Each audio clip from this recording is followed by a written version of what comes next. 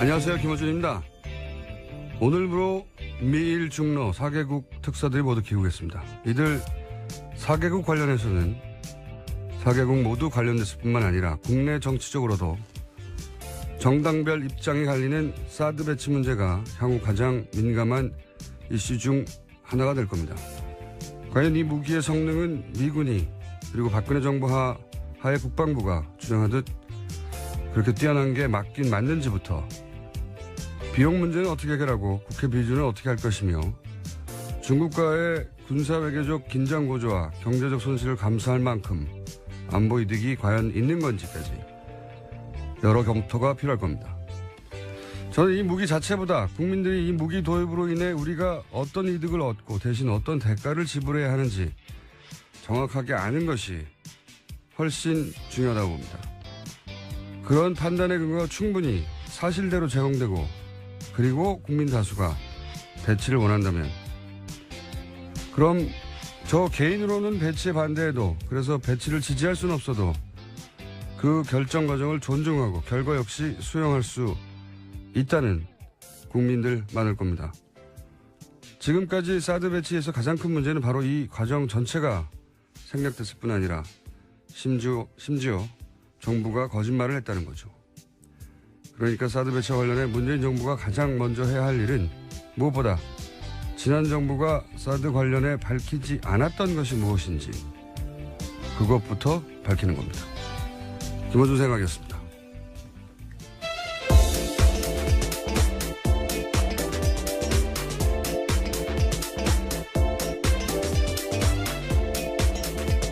시사인의 김은지입니다. 사드 관련해서는 뉴스공장에서 3부 혹은 4부에서 저희가 인터뷰가 하나 준비되어 있습니다. 그래서 제가 오프닝을 이걸 시작했는데 포스털 교수라고 아세요 혹시? MIT. 잘 모릅니다. 그러시구나. 잘 모르셔도 됩니다. 네, 영어로 인터뷰하셨나요? 영어로 인터뷰하는 사람을 계획인가요? 중간에 끼고 예. 이분이 이제 그 미사일 디펜스 관련해서 민간 분야의 세계 최고의 권위자다라고 할 수 있는 분이거든요. 예. 그분하고 저희가 직접 인터뷰를 길게 하니 기대해 주시고. 자, 참 시사인에 했습니다. 했습니다. 요즘 자꾸 기억이 안 나네. 첫 뉴스는 뭡니까? 네, 최순실 씨의 해외 은닉 재산을 추적해온 검찰이 독일 등과의 사법 공조를 통해서 일부 자금의 흐름과 용처를 파악했다고 오늘 아침 중앙일보가 보도했습니다. 박근혜 최순실 게이트와 관련해서 해외 사법 공조의 성과가 나온 것은 이번이 처음입니다. 검찰 특별수사본부 관계자에 따르면 수사팀이 최근 법무부를 통해서 독일 사법당국에 최 씨의 은닉 재산과 자금 흐름에 대한 공조를 요청했고 현지에서 사용한 돈의 사용처 등 일부 자료를 이미 건네받았다라고 말했습니다. 그렇군요. 네. 이런 뉴스가 나오면 항상 생각나는 게 가장 먼저 최재적 씨였나요? 최태민 씨의 네, 아들. 최태민 씨 생전에 본인이 직접 최태민 씨 방에 있는 금고에 가서 금괴와 양도성 채권이죠. 등등 1조 당시 기준으로 1조 가량의 재산을 직접 목격했다. 이게 얼마나 됐겠습니까? 그게 다 어디로 갔는지 모르거든요. 30, 40년 전인데. 이 재산 추적은 부정 축제한 재산에 대해서는 국가로 기소하는 게 맞다는 게 이제. 네, 환수시켜야 된다는 거죠. 문 대통령의 공약이기도 했고.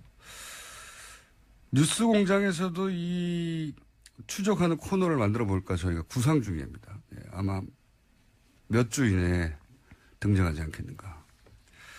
해야죠, 사실. 근데 오래 걸릴 일 같아요.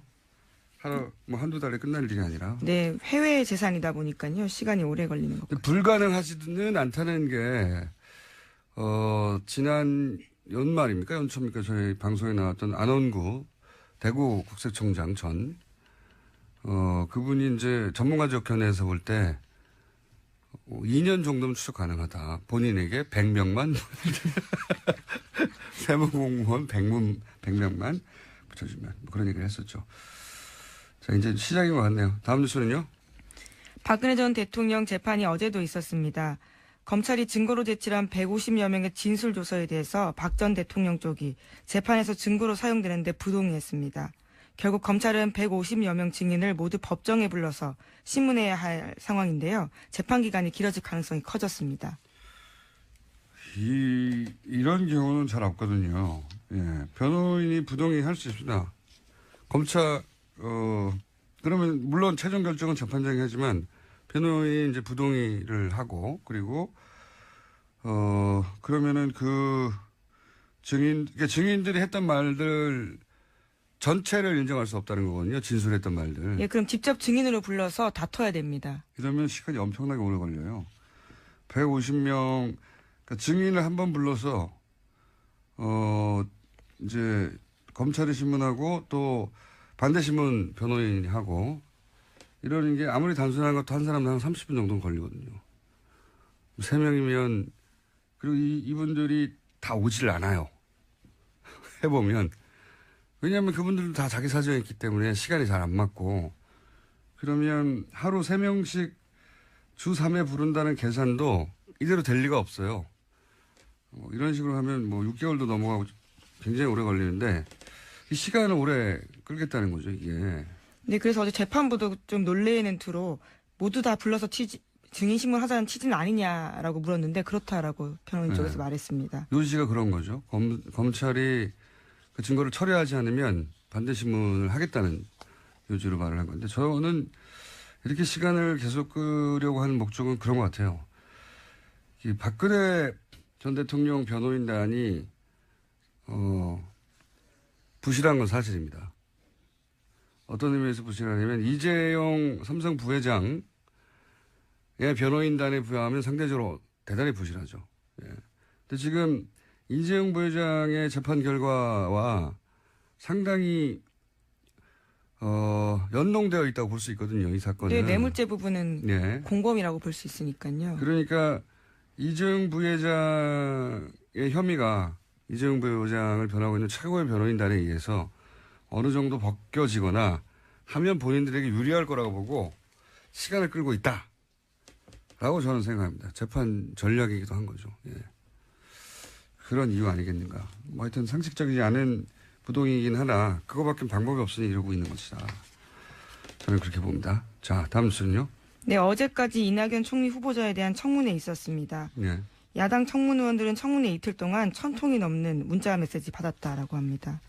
문자 메시지, 예, 1,000통이 넘는. 이거 관련해서는 좀 뉴스 좀 나오고 어디도 잠깐 뭐 자제할 필요 없다고 제가 했는데 이게 이제 문자 폭탄이라는 단어부터가 굉장히 부정적인 뉘앙스죠. 근데 가만히 생각해 보면 이건 문자를 받는 정치인 시각에서 본 겁니다. 정치인 입장에서는 막 쏟아지니까. 그런데 보내는 유권자들 입장에서 이 현상을 보면 자, 우리 모두 같이 문자 폭탄을 보내요 하고 서로 텔레파시를 보낸 다음에 일시에 문자 보낸 게 아니에요. 그러니까 이 문자는 폭탄이 아니고 하나하나가 다 유권자들이 개별 행동을 한 거예요. 그런데도 이렇게 많이 문자가 가는 건 그 어떤 정치인의 어떤 언행을 보고 같은 감정을 느낀 유권자가 그렇게 많다. 그걸 입증하는 겁니다. 그러니까 문자 폭탄이라고 부르면 안 되는 거예요. 정확하게. 이건 그냥 정치인이 문자를 많이 받았네? 라는 관점에서 그 결과치만 보는 거고요. 거꾸로 봐야 되는 거죠. 유권자가 서로 맞추지도 않았는데 특정 행동에 대해서 문제가 있다고 느끼는 사람이 그렇게 많다는 겁니다. 그러니까 이거는 문자를 받는 정치인 시각에서 폭탄이라고 할 게 아니고 그 정치인이 대체 무슨 정치적 행위를 했길래 그렇게 많은 유권자들이 동시에 반응한 거지? 이렇게 봐야 되는 거죠. 그렇게 보면 유권자 입장에서는 문자로 항의를 하는 거거든요. 문자로 지적을 하는 거고. 그럼 문제가 없는 거예요. 용어만 바뀌어도. 생각해보면 아니 뭐 정치인이 아닌 저도 방송하면 막 수백 통씩 문자가 쌓입니다. 저기에. 카톡도 오고 게시판에 뭐 앱에 욕설도 오고 방송국으로도 막 전화 게스트가 뭘 마음에 안 들면 수백 통씩 전화 오기도 해요. 항의 전화 오고. 어떤 날은 거의 전체가 비난입니다. 저희 PD부터 끌려 나와가지고. 마음에 들지 않는 게스트가 마음에 들지 않는 말을 하거나 하면 PD 나가 죽어라, 이거부터 시작해가지고. 그렇다고 제가 우는 소리 합니까? 아니, 우는 소리를 한다고 정말 잘 울었다고 누가 해줍니까? 바보 소리나 듣지? 응? 청취자 반응조차 수용하지 못한다는 소리 듣지. 정치인만 왜 우는 소리를 듣고 있는 거죠? 이거는 정치인들은 한 사람 한 사람이 헌법기관이에요. 대의기관이고. 그런데 어떤 정치행위, 뭐 청문회를 하든 가중이든 어쨌든 하는데 유권자가 이것은 문제라고 정치 의사표현을 하는 거예요. 거기다 왜 우는 소리를 합니까? 이전에 그런 적이 없었던 거는 과거에는 정치인한테 그런 문자를 보내는 게 두려웠거든요. 막연히. 정치인이 막 대단한 거 같고 감히 국회의원에게. 내 일도 아닌데 그 일이 직접. 뭘 그렇게까지 하나. 근데 그게 이제는 이 정치적 참여식 대단히 높아져가지고 그 벼슬이 아니고 세금 받는 공복이니까 내가 정치적 의사표현을 하는 거예요. 당연히. 이게 이전에는 그런 적이 없다고 해가지고 폭탄이라고 문자를 받는 정치인 입장에서 바라보면 안 되는 거예요. 정치적인 행위는 언제나 유권자한테 이렇게 감시 평가의 대상이 돼야 되는 겁니다. 그걸 감수해야 될 의무가 있는 거고 안 그러면 정치는 하면 안 되는 거예요 이제. 유권자 의식이나 행동 양식 계속 변하는데 정치인이 여기 적응을 못하면 안 되는 거죠. 적응을 해야지. 아니 옛날처럼 보내지 마세요 이런 거거든요. 근데 물론 뭐 시간이 너무 늦다거나 내용이 협박성이 있다에 대해서 호소하는 부분도 있었습니다. 그런 사람도 있겠죠. 저희 문자에도 많아요. 욕설도 있고. 그리고 그 문자는 유권자들이 자기 전화번호를 노출하고 하는 거예요. 익명으로 하는 게 아니에요. 예. 휴대폰을 겨우 문자 보내는데 휴대폰을 면상에 던졌다고는 모르겠어요. 수백 명이. 이건 무슨 화염병 던지지 말라는 수준으로 자꾸 가르치려 들 게 아니고 배워야 돼요. 새로운 유권자 행동 양식을. 그러면 휴대폰 하나 더 두세요. 문자 받는 휴대폰을 정치인들이 직접적으로 공개하고 저한테 항의하시거나 의견이 있거나 또는 뭐 격려하실 분들은 제가 일상적인 생활도 해야 되고 하니 휴대폰을 하나 더 두겠습니다. 라고 하든가. 하여튼 저는 이 현상을 바라보는 언론의 태도도 마음에 안 들고 이걸 문자 폭탄이라고 부르는 용어도 마음에 안 들고 왜 문자 폭탄이에요? 그럼 받는 사람 중심으로 그 정치인 해당 관점에서 용어를 정한 거예요. 보내는 사람은 다 개별적으로 보내는 겁니다. 하나하나. 너무 길게 했네. 자, 다음 뉴스 짧게 해주세요. 아니, 생각하면 생각할수록 난 이상해서 이 현상이. 이걸 보고 자꾸 가르치려고 드는 게 그러지 말라고. 왜 자제를 해야 해요? 자, 다음으로 합시다. 네. 청와대가 대통령 비서실 특수활동비 등 127억 중에서 53억 원을 절감하겠다고 밝혔습니다. 절감한 돈은 청와대 청년 일자리 창출과 소외계층 지원에 쓰겠다고 밝혔습니다. 그렇군요. 밥은 먹이면서 일을 하는 게 우리 이제 정석이긴 한데 밥값도 네, 자기 밥값은 자기가 내겠다라는 거요. 이게 공식 맞긴 맞는 거죠. 행사에서는 예, 맞긴 맞는 거죠. 우리 정서상은 이제 밥은 먹이면서 일을 시키자 뭐 이런 게 있긴 한데 이게 맞긴 맞는 거죠. 공무원이니까요. 예. 자, 다음은요. 네, 청와대 새 민정비서관에는 백원우 전 의원이 선임됐습니다. 백 전 의원은 이명박 전 대통령에게 고함을 지른 사건으로 유명한데요. 당시 장례 재판 혐의로 재판을 받기도 했었습니다. 예. 그때 이제 이게 전 국민한테 생중에 대해서 강한 인상을 남겼죠. 네, 물론 무죄 받았습니다. 오래 걸렸어요. 네, 그렇죠. 무죄를 받아내는데 변호인이 문재인 대통령이 안 했나요? 아, 증인으로 나갔습니다. 증인이었나요? 예. 당시 상황에 대한 증언을 하는 사람이었고요. 이 백원우 제가 알기로는 그 비서관? 참여정부 시절에 민정 비서관 아니었고. 당시는 행정관이었고요. 네, 지금은 행정관이었고. 비서관이 됐습니다. 네. 그렇군요. 이 인사를 두고 이제 이명박 전 대통령 입장에서는 긴장되겠네요. 어떤 의미에서는. 자, 다음 뉴스는요. 예, 새 정부 인수위 역할을 하는 국정기획자문위에서 어린이집 누리과정 전액 국고 지원하겠다라는 내용 보고받았다라고 밝혔습니다. 이건 뭐 공약이니까요. 예, 이렇게 하겠다고 했으니까. 근데 이제 기재부는 당황을 하겠네요. 예. 자기들 예산 얘기를 하지 않고 발표부터 했으니까. 네, 2조 정도 준다고 합니다. 근데 이제 공약을 지킨다는 말은 이게 정치적 메시지거든요. 이거는 조율하고 발표한 내용은 아니고 앞으로 이제 실행 계획을 의논할 때 기재부하고 이제 얘기를 되겠지만 기재부는 자기들하고는 말하지 않았다. 사전에. 불만을 가질 수 있겠지만 제가 보기엔 불만을 가진 내용 아닌 것 같습니다. 공약을 지킨다는 말을 하는 거니까요. 이건 정치적 메시지죠. 다음 뉴스는요? 네, 전두환 전 대통령의 셋째 아들인 전재만 씨가 30대 여성에게 4천만 원짜리 시계를 선물했다는 사실이 뒤늦게 알려져서 화제가 되고 있습니다. 아, 이거요. 그래서 요 뉴스가 나오자마자 본인이 관련해서 이 전재만 씨의 재산을 찾은 게 있다고 갑자기 등장하신 분이 계셔서 저희가 미니로 3분만 인터뷰를 하겠습니다.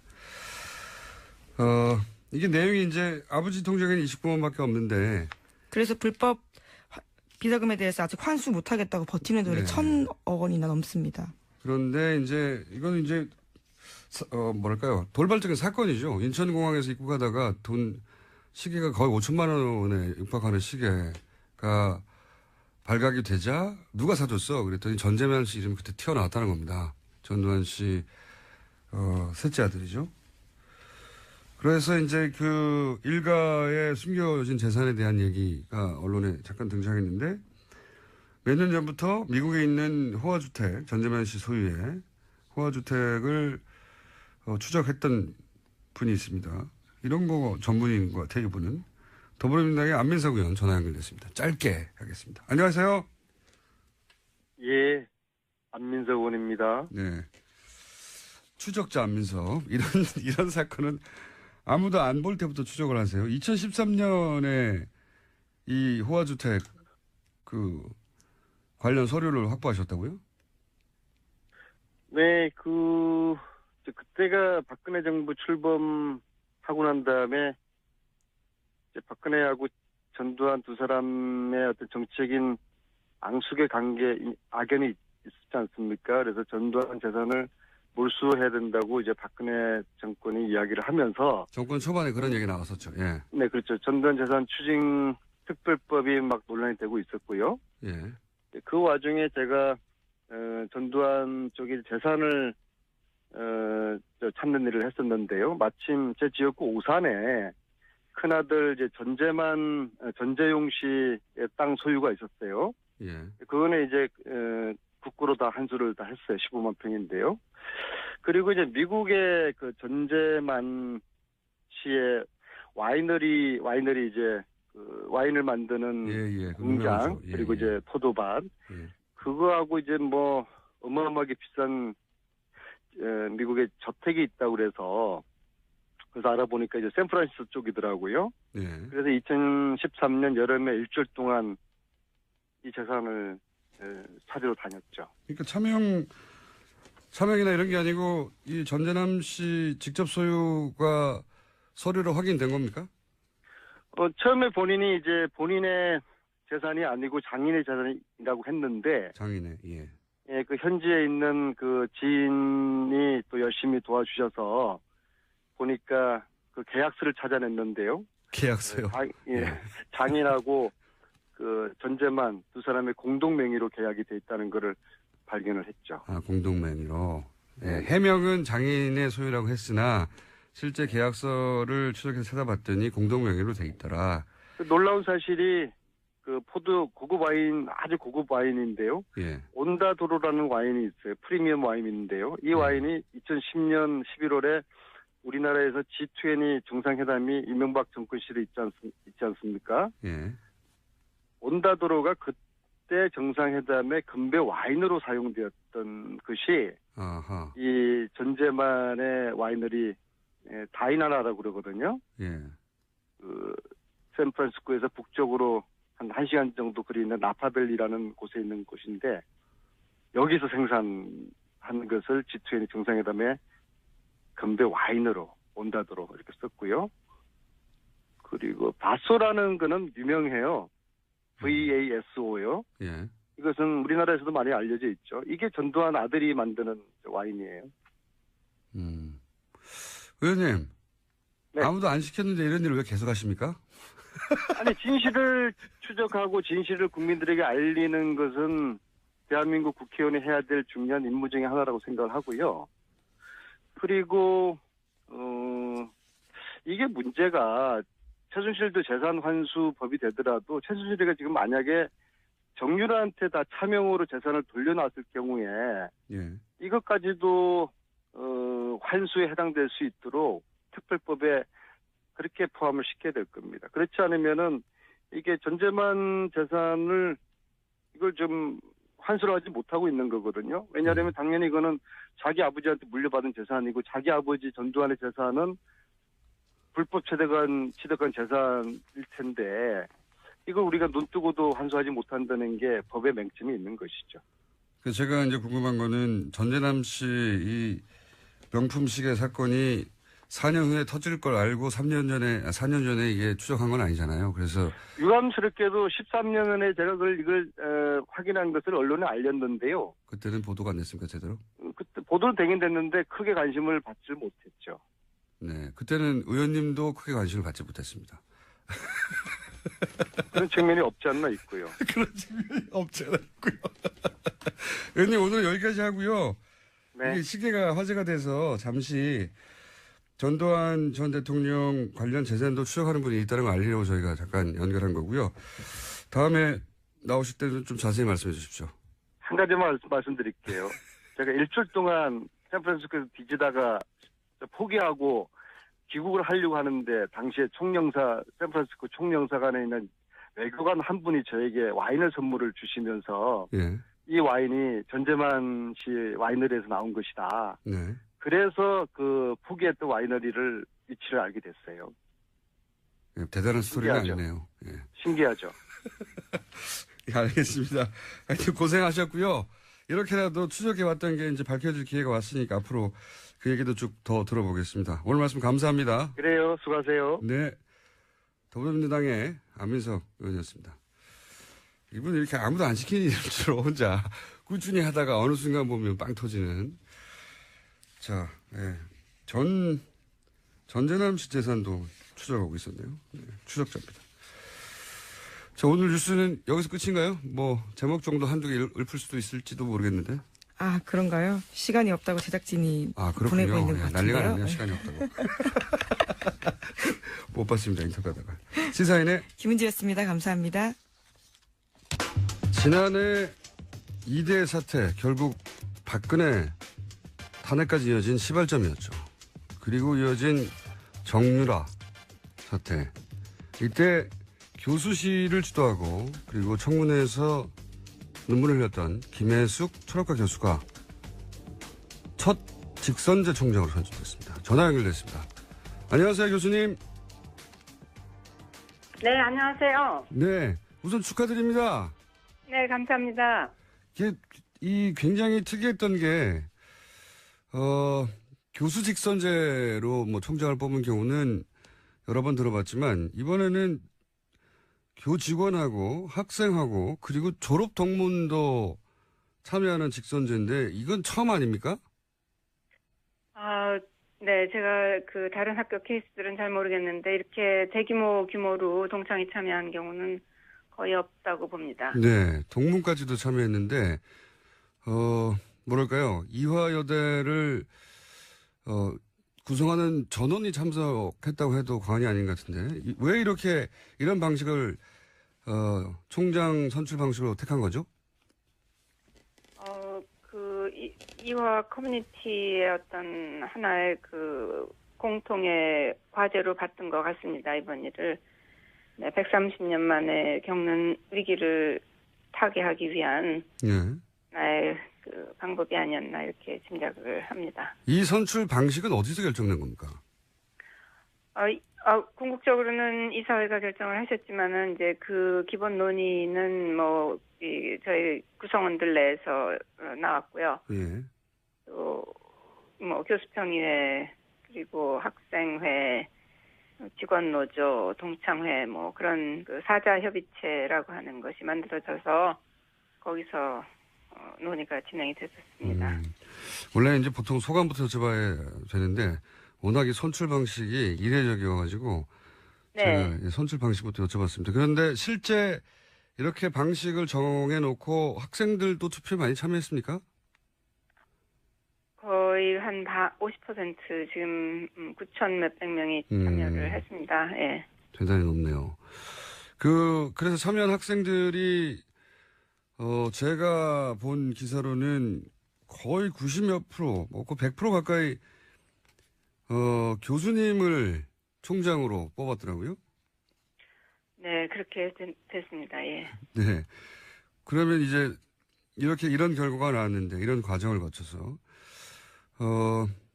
130여 년 만에 첫 직성제 총장이신데 소감을 좀 듣고 싶습니다. 제가 하여튼 지금 말씀하신 대로 여러 가지 의미를 갖는 선거에서 이렇게 당선이 된 것은 이제 기쁜 일인데요. 기쁘다는 마음보다는 좀 어깨가 무겁고 책임이 크다, 그런 생각이 더 앞서네요. 답변이 워낙 짧으시네요. 저는 굉장히 신기했어요. 이대 구성원들, 교수 입장 다르고, 직원 입장 다르고, 학생 입장 다르고, 동문 입장 다를 것 같은데, 이렇게 압도적 지지를 받으셨다는 게 구성원들에게 큰 신뢰를 주신 건데, 왜 교수님을 선택했을까요? 이 많은 사람들이? 결국 지난 여름부터 이어졌던 네. 이대 학내 사태에서 저를 아마 많이 이제 보신 그런 다투 있지 않을까 싶고요. 그리고 저희가 문제 해결을 해 나가는 과정에서 나름 그래도 공동체들, 이 구성원들 안에서 어떤 신뢰를 받았다고 생각을 합니다. 이게 상당히 어려운 작업이었고요. 저희가 거의 매일매일 상황이 달라지는 그런 속에서 판단하는 것도 상당히 어려웠고 한데, 일단은 저희 생각은 학생들이 어떤 정의를 위해서, 순수한 가치를 위해서 어려운 상황을 겪어내고 있다고 판단을 했던 거고요. 그래서 학생들을 저희가 지지를 했던 그런 상황이었고, 그런 데서 이제 학생들 신뢰는 쌓아졌다고 생각을 하고요. 또 학생들이 굉장히 그 사태 후에 트라우마를 많이 겪고 했는데, 이제 저희가 그런 것들을 좀 서포트 해주고, 지속적으로 학생들에게 관심을 갖고, 이제 이런 상황이었기 때문에 그렇다고 보여지고요. 또 동창분들은 동창분들대로 여러 뉴스나 인터넷 매체 통해서 또 그 학생들과 연계된 졸업생, 이 학생들을 또 졸업생들이 강력하게 서포트를 해주고, 언니들이 있다, 이제 언니들이 배우다, 이런 말을 만들어내면서까지 상황 전개가 이루어졌었던 상황에서 동창분들도 저희에 대한 신뢰가 있었던 것 같습니다. 교수님들은 가까이서 저희가 지내왔으니까 상황을 더 잘 파악을 하고 있으신 분들이고. 네. 네. 정치를 잘 못하실 것 같습니다. 이게 본인 자랑하는 타이밍인데 쑥스러워하셔가지고. 네. 청문회 때 눈물 흘리신 게 화제였어요. 왜 그때 눈물이 나셨습니까? 지금 되돌아서 네, 짚어보자면. 제가 눈물을 흘렸다기보다는 약간 좀 감정이 조금 좀 이렇게 다시 그 비디오가 돌아가니까. 그 비디오 내용이 이대 학생들이 시위하는 장면, 그러다가 경찰에 잡혀가는 장면이었죠.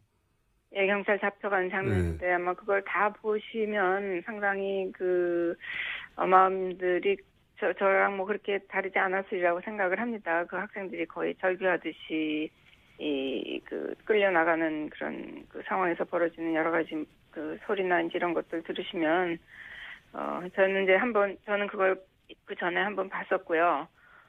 그 상황에서 많은 교수님들이 또 눈물을 흘리셨고, 또 그거 장면이 다시 나오니까는 아직도 저것 때문에 고통받는 애들이 있다는 이런 생각도 들고 해서 좀 착잡한 심정이 들었고, 아마 그래서 좀 감정이 약간 좀 북박치는 그런 상태였던 것 같습니다. 근데 화제가 됐던 이유는 청문회에 나온 다른 교수님들은 담담하셨거든요. 네. 교수님만 울컥하신 건데. 입장이 다르니까, 네, 다른 위치에 있으니까 아마 다른 감정을 가지셨겠죠. 네. 이 진행되는 재판은 지켜보고 계십니까? 챙겨보고? 최경희 전 교수라든가. 뭐 이렇게 예. 좋은 뉴스는 아니니까 그렇지만 또 이대 뉴스가 나오니까 뭐 눈이 안 갈 수는 없고요. 네, 보고 있습니다. 이제 그런 재판이나 그로 인해서 뭐 상처받은 이대 구성원들도 있을 것이고 또는 학교 명예도 있고 이거 어떻게 해결해 나갑니까 앞으로? 앞으로 이제 학교가 가지고 해결해야 할 과제 혹은 뭐 공약 이거 간단하게 정리해 주십시오. 일단 저는 이대가 어쨌든 그 국민들의 어떤 기대나 이대에 대한 그 바람이나 이런 것들을 저버린 데 대해서 상당히 그 죄송스러운 마음으로 있고요. 굉장히 공신력이 손상됐다고 생각을 합니다. 그런데 이제 한편으로는 또 우리가 해결해 나가야 될 문제들이 산적해 있는 상황이고 일단은 구성원들의 신뢰 회복이 급선무라고 생각을 합니다. 그래서 이 신뢰 회복을 위해서 제가 여러 가지 노력을 기울여야 될 것 같고요. 근데 뭐 신뢰 회복이라는 게 하루아침에 되는 것은 아니고 그야말로 진정성 있는 자세로 구성원들과 대화하고 또 열린 자세로 여러 가지 사안들을 구성원들의 그 지혜를 모아서 해결해 나가야 된다고 생각을 하고 제가 그 뭐 공약이라기보다 하여튼 그 목표로 내세웠던 것은 세 가지였습니다. 투명하고 공정한 이화를 구축해야 되겠다는 거 하고 모든 구성원이 존중받는 그런 그 커뮤니티를 만들어야 되겠다는 거 하고 그다음에 대학 본연인 교육과 연구에 집중할 수 있는 그런 환경이 돼야 되겠다. 그 세 가지였는데 이 세 가지 목표를 위해서 제가 혼신을 다해서 움직여야 되겠죠. 그 대학 본연의 목표를 강조하시는 건 그동안 대학이 이 연구가 본연의 목표가 아니라 혹시 그동안 지나치게 비즈니스적인 관점에서 학교가 운영됐다 이렇게 생각하시는 건가요? 아무래도 대학들이 지금 재정적으로 여러 어려움을 겪다 보니까 예. 그 국가가 지금 이제 뭐 구조조정 차원에서 내세우는 여러 가지 뭐 프로그램이나 프로젝트 이런 것들에 참여하지 않을 수 없는 이런 상황이 되고 그러다 보니까 이제 교수님들이 뭐 한두 달씩 자기 연구가 아닌 다른 종류의 이제 프로젝트 구성하는데 동원되다시피 하는 이런 상황이 벌어지고 하니까 특히 이제 젊은 교수님들은 그 연구 막 뭐라 그럴까요?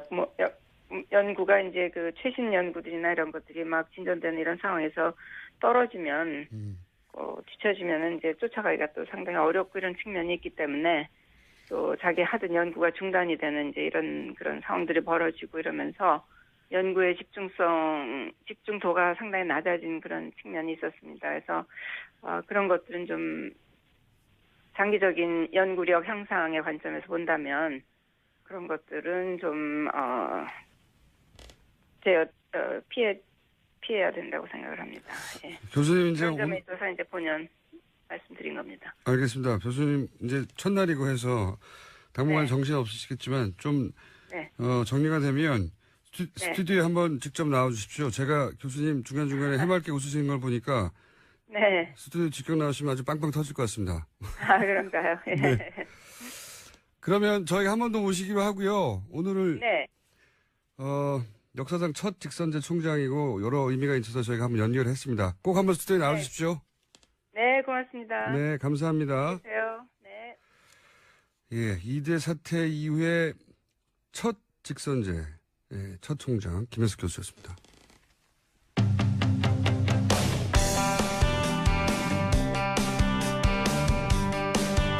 바른정당 유승민 의원이 백의종군을 선언했었습니다. 그런데 아니다, 당대표 경선에 나와라. 공식 요청이 나왔네요. 하태경 의원 연결해보겠습니다. 안녕하세요. 예, 하태경입니다. 네. 유승민 의원이 백의종군을 선언했던 이유 짧게 말씀해 주시고 안 된다, 당대표 나와라 하신 이유도 짧게 설명해 주십시오. 가장 큰 거는 예.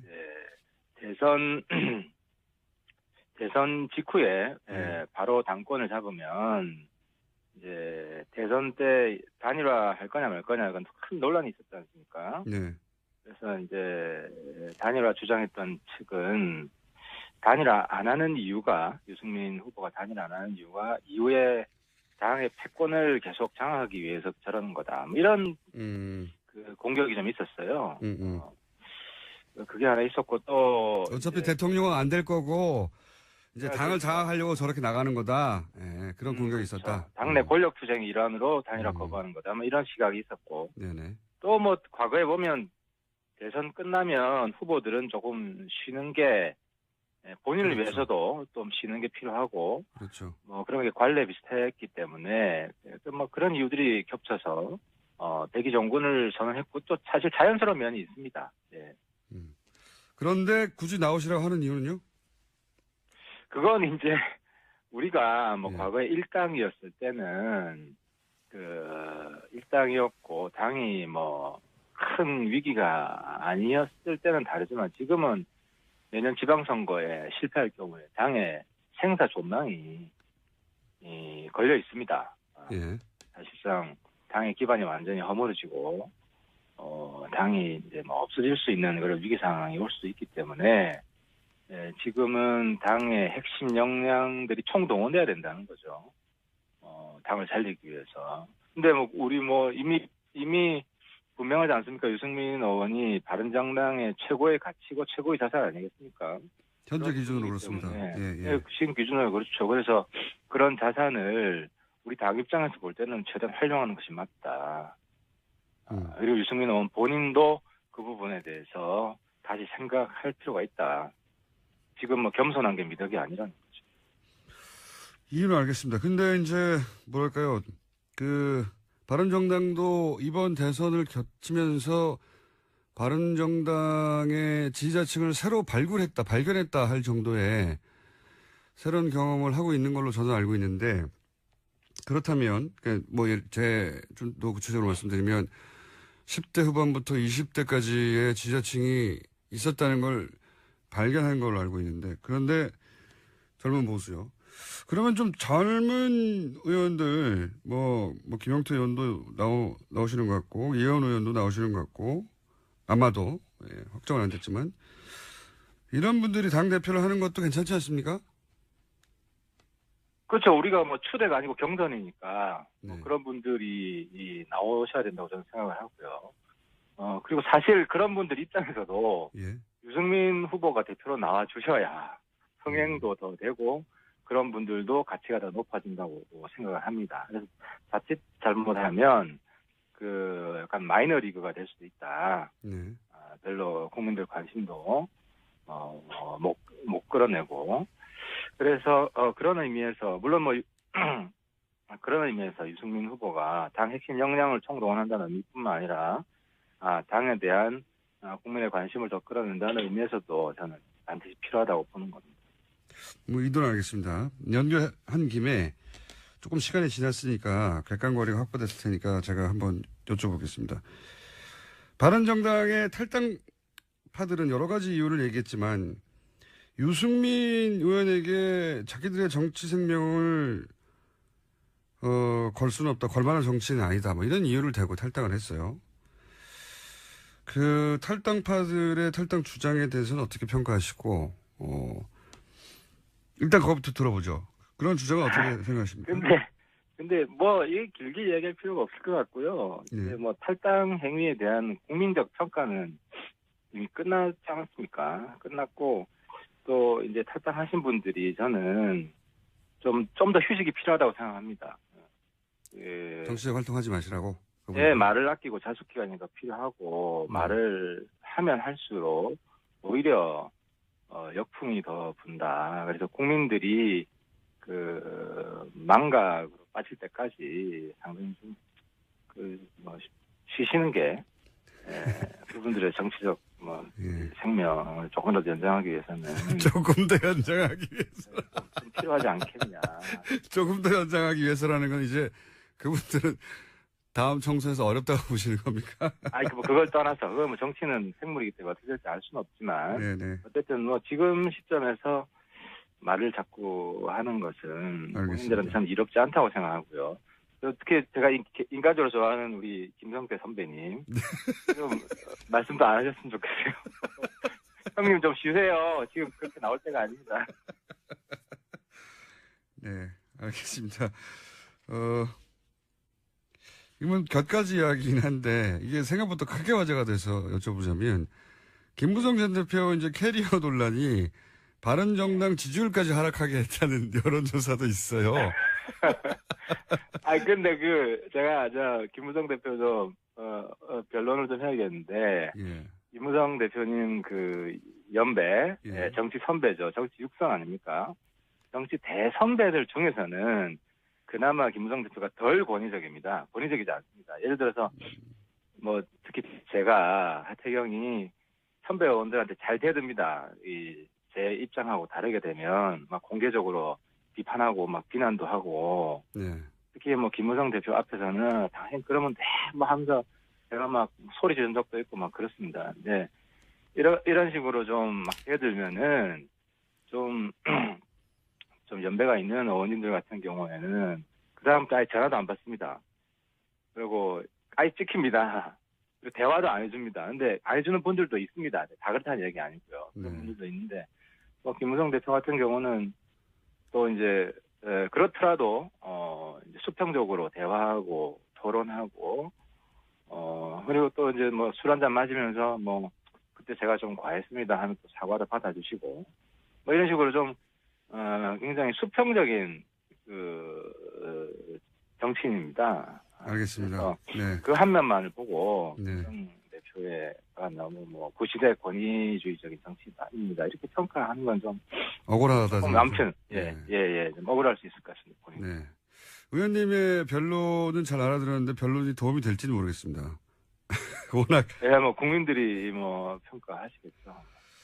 자, 또 연결한 김에 여러 가지 재밌는 포인트가 있어서 의원님을 연결했는데 그 문재인 정부에 대한 지금 워낙 초기이기 때문에 그렇기도 합니다만 문재인 정부에 대해서도 몇 가지 평가를 하셨던데 긍정적으로 긍정적으로 평가한 부분을 일단 말씀해 주시면 외교안보 라인부터 긍정적으로 평가하시는데 이유는 뭔가요? 강경화 후보자는 제가 개인적으로 압니다. 그분은 아는 사람이라서. 유엔에서 일도 잘하고 외교관으로서의 능력을 이미 검증받은 분이고요.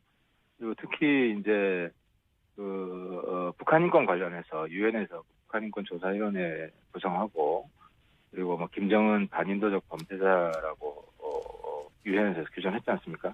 그런 북한 인권 문제에 있어서 상당히 적극적으로 지원을 했던 분이고 그리고 특히 이제 문재인 정부가 이제 과거 이제 북한 인권 결의안 논란도 있었지 않습니까? 그래서 그런 부분을 좀 커버하고 또 정부의 보수층에도 안심을 시키고 그런 면에서 상당히 저는 탁월한 선택이라고 보고 있고요. 그리고 일각에서는 양자 외교만 했지 다자 외교는 안 했다고 하는데 대체로 보면 공부 잘하는 사람들 보면 영어 잘하면 수학도 잘합니다. 그래서 양자 외교만 했다고 해서 다자 외교 잘 것이다 이렇게. 그러니까 제가 물론 외교부 장관으로서 100% 앞으로 다 잘하리란 보장은 없죠. 근데 충분히 자격은 있다. 그런 면에서 제가 높이 평가한 겁니다. 알겠습니다. 시간이 거의 다 돼가지고 다른 질문을 이어갈 수는 없을 것 같고 자 오늘 말씀 여기까지 듣겠고요. 조만간 저희가 스튜디오에 한번 모시고 총평 한번 들어보죠. 냉정하게 지난 대선에 대한. 네. 예, 알겠습니다. 네, 오늘 말씀 여기까지 듣겠습니다. 감사합니다. 예, 감사합니다. 바른정당 하태경 의원이었습니다. 김어준입니다. 3부에서 뵙겠습니다. 안녕하세요. 김어준입니다. 오늘부로 미일 중로 4개국 특사들이 모두 귀국했습니다. 이들 4개국 관련해서는 4개국 모두 관련됐을 뿐만 아니라 국내 정치적으로도 정당별 입장이 갈리는 사드 배치 문제가 향후 가장 민감한 이슈 중 하나가 될 겁니다. 과연 이 무기의 성능은 미군이 그리고 박근혜 정부 하의 국방부가 주장하듯 그렇게 뛰어난 게 맞긴 맞는지부터 비용 문제는 어떻게 해결하고 국회 비준은 어떻게 할 것이며 중국과의 군사외교적 긴장 고조와 경제적 손실을 감수할 만큼 안보 이득이 과연 있는 건지까지 여러 검토가 필요할 겁니다. 저는 이 무기 자체보다 국민들이 이 무기 도입으로 인해 우리가 어떤 이득을 얻고 대신 어떤 대가를 지불해야 하는지 정확하게 아는 것이 훨씬 중요하다고 봅니다. 그런 판단의 근거가 충분히 사실대로 제공되고 그리고 국민 다수가 배치를 원한다면 그럼 저 개인으로는 배치에 반대해도 그래서 배치를 지지할 수는 없어도 그 결정 과정을 존중하고 결과 역시 수용할 수 있다는 국민들 많을 겁니다. 지금까지 사드 배치에서 가장 큰 문제는 바로 이 과정 전체가 생략됐을 뿐 아니라 심지어 정부가 거짓말을 했다는 거죠. 그러니까 사드 배치와 관련해 문재인 정부가 가장 먼저 해야 할 일은 무엇보다 지난 정부가 사드 관련해 밝히지 않았던 것이 무엇인지 그것부터 밝히는 겁니다. 김원준 생각이었습니다.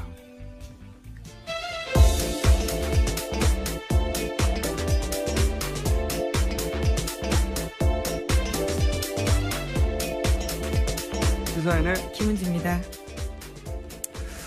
사드 관련해서는 뉴스공장에서 3부 혹은 4부에서 저희가 인터뷰가 하나 준비되어 있습니다. 그래서 제가 오프닝을 이걸 시작했는데 포스털 교수라고 아세요 혹시? MIT. 잘 모릅니다. 그러시구나. 잘 모르셔도 됩니다. 네, 영어로 인터뷰하셨나요? 영어로 인터뷰하는 인터뷰하실 사람을 계획인가요? 중간에 끼고 예. 이분이 이제 그 미사일 디펜스 관련해서 민간 분야의 세계 최고의 권위자다라고 할 수 있는 분이거든요. 예. 그분하고 저희가 직접 인터뷰를 길게 하니 기대해 주시고. 자, 참 시사인에 했습니다. 했습니다. 요즘 자꾸 기억이 안 나네. 첫 뉴스는 뭡니까? 네, 최순실 씨의 해외 은닉 재산을 추적해온 검찰이 독일 등과의 사법 공조를 통해서 일부 자금의 흐름과 용처를 파악했다고 오늘 아침 중앙일보가 보도했습니다. 박근혜 최순실 게이트와 관련해서 해외 사법 공조의 성과가 나온 것은 이번이 처음입니다. 검찰 특별수사본부 관계자에 따르면 수사팀이 최근 법무부를 통해서 독일 사법당국에 최 씨의 은닉 재산과 자금 흐름에 대한 공조를 요청했고 문자로 지적을 하는 거고. 그럼 문제가 없는 거예요. 용어만 바뀌어도. 생각해보면, 아니, 뭐 정치인이 아닌 저도 방송하면 막 수백 통씩 문자가 쌓입니다, 저기에. 카톡도 오고, 게시판에, 뭐, 앱에 욕설도 오고, 방송국으로도 막 전화, 게스트가 뭘 마음에 안 들면 수백 통씩 전화 오기도 해요. 항의 전화 오고. 어떤 날은 거의 전체가 비난입니다. 저희 PD부터 끌려 나와가지고. 마음에 들지 않는 게스트가 마음에 들지 않는 말을 하거나 하면 PD 나가 죽어라 이것부터 시작해가지고. 그렇다고 제가 우는 소리 합니까?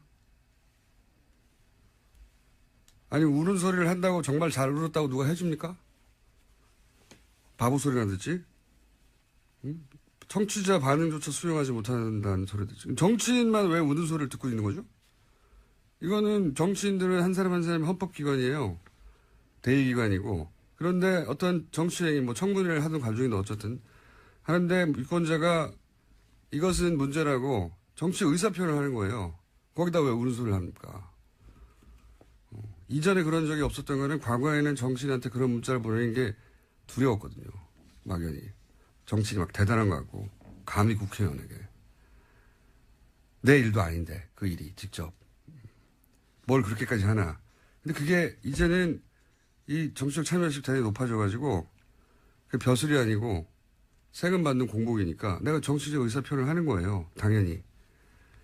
이게 이전에는 그런 적이 없다고 해가지고 폭탄이라고 문자를 받는 정치인 입장에서 바라보면 안 되는 거예요. 정치적인 행위는 언제나 유권자한테 이렇게 감시 평가의 대상이 돼야 되는 겁니다. 그걸 감수해야 될 의무가 있는 거고 안 그러면 정치는 하면 안 되는 거예요 이제. 유권자 의식이나 행동 양식이 계속 변하는데 정치인이 여기 적응을 못하면 안 되는 거죠. 적응을 해야지. 아니 옛날처럼 보내지 마세요 이런 거거든요. 근데 물론 뭐 시간이 너무 늦다거나 내용이 협박성이 있다에 대해서 호소하는 부분도 있었습니다. 그런 사람도 있겠죠. 저희 문자에도 많아요. 욕설도 있고. 그리고 그 문자는 유권자들이 자기 전화번호를 노출하고 하는 거예요. 익명으로 하는 게 아니에요. 예. 휴대폰을 겨우 문자 보내는데 휴대폰을 면상에 던졌다고는 모르겠어요. 수백 명이. 이건 무슨 화염병 던지지 말라는 수준으로 자꾸 가르치려 들 게 아니고 배워야 돼요. 새로운 유권자 행동 양식을.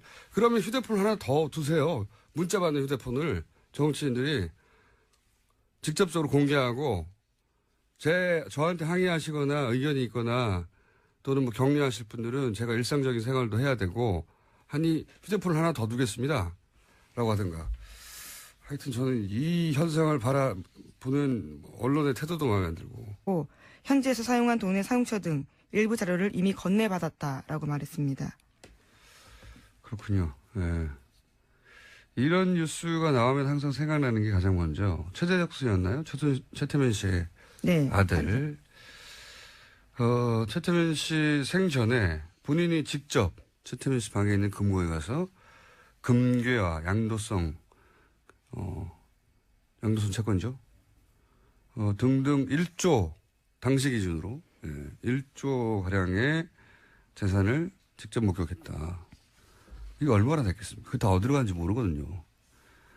30, 40년 전인데. 이 재산 추적은 부정 축제한 재산에 대해서는 국가로 기소하는 게 맞다는 게 이제. 네, 환수시켜야 된다는 거죠. 문 대통령의 공약이기도 했고. 뉴스 공장에서도 이 추적하는 코너를 만들어 볼까 저희가 구상 중입니다. 아마 몇 주 이내에 등장하지 않겠는가. 해야죠, 사실. 근데 오래 걸릴 일 같아요. 한두 달에 끝날 일이 아니라. 네, 해외 재산이다 보니까요. 시간이 오래 걸리는 것 같아요. 불가능하지는 않다는 게, 지난 연말입니까? 연초입니까? 저희 방송에 나왔던 안원구 대구 국세청장 전, 그분이 이제 전문가적 견해에서 볼 때, 2년 정도면 추적 가능하다. 본인에게 100명만, 세무공무원 100명만 붙여주면. 뭐 그런 얘기를 했었죠. 자, 이제 시작인 것 같네요. 다음 뉴스는요? 박근혜 전 대통령 재판이 어제도 있었습니다. 검찰이 증거로 제출한 150여 명의 진술조서에 대해서 박 전 대통령 쪽이 재판에서 증거로 사용되는데 부동의했습니다. 결국 검찰은 150여 명 증인을 모두 법정에 불러서 신문해야 할 상황인데요. 재판 기간이 길어질 가능성이 커졌습니다. 이런 경우는 잘 없거든요. 예, 변호인이 부동의할 수 있습니다. 검찰, 그러면 물론 최종 결정은 재판장이 하지만 변호인이 이제 부동의를 하고 그리고 그러면은 그러니까 증인들이 했던 말들 전체를 인정할 수 없다는 거거든요. 진술했던 말들. 예, 그럼 직접 증인으로 불러서 다퉈야 됩니다. 이러면 시간이 엄청나게 오래 걸려요. 150명, 그러니까 증인을 한 번 불러서, 이제 검찰이 신문하고 또 반대신문 변호인이 하고 이러는 게 아무리 단순한 것도 한 사람당 한 30분 정도는 걸리거든요. 3명이면, 그리고 이분들이 다 오질 않아요. 해보면.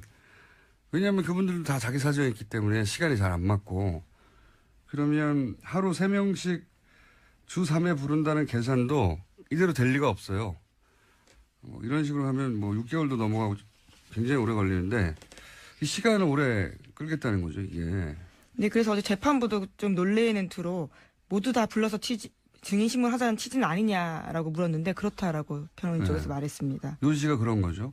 검찰이 그 증거를 철회하지 않으면 반대신문을 하겠다는 요지로 말을 한 건데 저는 이렇게 시간을 계속 끄려고 하는 목적은 그런 것 같아요. 이 박근혜 전 대통령 변호인단이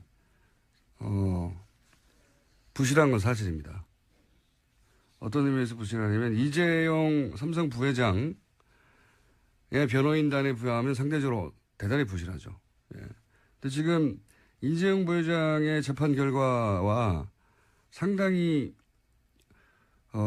연동되어 있다고 볼 수 있거든요. 이 사건은. 네, 뇌물죄 부분은 네. 공범이라고 볼 수 있으니까요. 그러니까 이재용 부회장의 혐의가 이재용 부회장을 변호하고 있는 최고의 변호인단에 의해서 어느 정도 벗겨지거나 하면 본인들에게 유리할 거라고 보고 시간을 끌고 있다라고 저는 생각합니다. 재판 전략이기도 한 거죠. 예.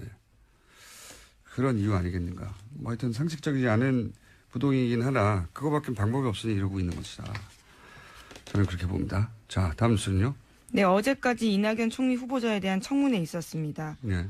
야당 청문 의원들은 청문회 이틀 동안 1,000통이 넘는 문자 메시지 받았다라고 합니다. 문자 메시지, 예, 1,000통이 넘는. 이거 관련해서는 좀 뉴스 좀 나오고 어디도 잠깐 뭐 자제할 필요 없다고 제가 했는데 이게 이제 문자 폭탄이란 단어부터가 굉장히 부정적인 뉘앙스죠. 근데 가만히 생각해 보면 이건 문자를 받는 정치인 시각에서 본 겁니다. 정치인 입장에서는 막 쏟아지니까. 그런데 보내는 유권자들 입장에서 이 현상을 보면 자, 우리 모두 같이 문자 폭탄을 보내요 하고 서로 텔레파시를 보낸 다음에 일시에 문자 보낸 게 아니에요. 그러니까 이 문자는 폭탄이 아니고 하나하나가 다 유권자들이 개별 행동을 한 거예요. 그런데도 이렇게 많이 문자가 가는 건 그 어떤 정치인의 어떤 언행을 보고 같은 감정을 느낀 유권자가 그렇게 많다. 그걸 입증하는 겁니다. 이게 문자 폭탄이라고 부르면 안 되는 거예요. 정확하게. 이건 그냥 정치인이 문자를 많이 받았네? 라는 관점에서 그 결과치만 보는 거고요. 거꾸로 봐야 되는 거죠. 유권자가 서로 맞추지도 않았는데 특정 행동에 대해서 문제가 있다고 느끼는 사람이 그렇게 많다는 겁니다. 그러니까 이거는 문자를 받는 정치인 시각에서 폭탄이라고 할 게 아니고 그 정치인이 대체 무슨 정치적 행위를 했길래 그렇게 많은 유권자들이 동시에 반응한 거지? 이렇게 봐야 되는 거죠. 그렇게 보면 유권자 입장에서는 이렇게 문자로 항의를 하는 거거든요. 이걸 문자 폭탄이라고 부르는 용어도 마음에 안 들고. 왜 문자 폭탄이에요? 그럼 받는 사람 중심으로 그 정치인 해당 관점에서 용어를 정한 거예요. 보내는 사람은 다 개별적으로 보내는 겁니다. 하나하나. 너무 길게 했네. 자, 다음 뉴스 짧게 해주세요. 아니, 생각하면 생각할수록 난 이상해서 이 현상이. 이걸 보고 자꾸 가르치려고 드는 게 그러지 말라고. 왜 자제를 해야 해요? 자, 다음으로 합시다. 네.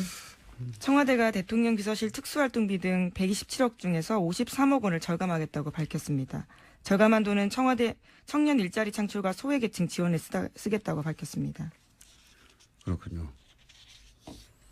밥은 먹이면서 일을 하는 게 우리 이제 정석이긴 한데 밥값도 네, 자기 밥값은 자기가 내겠다라는 거요. 이게 공식 맞긴 맞는 거죠. 행사에서는 예, 맞긴 맞는 거죠. 우리 정서상은 이제 밥을 먹이면서 일을 시키자 뭐 이런 게 있긴 한데 이게 맞긴 맞는 거죠. 공무원이니까요. 예. 자, 다음은요.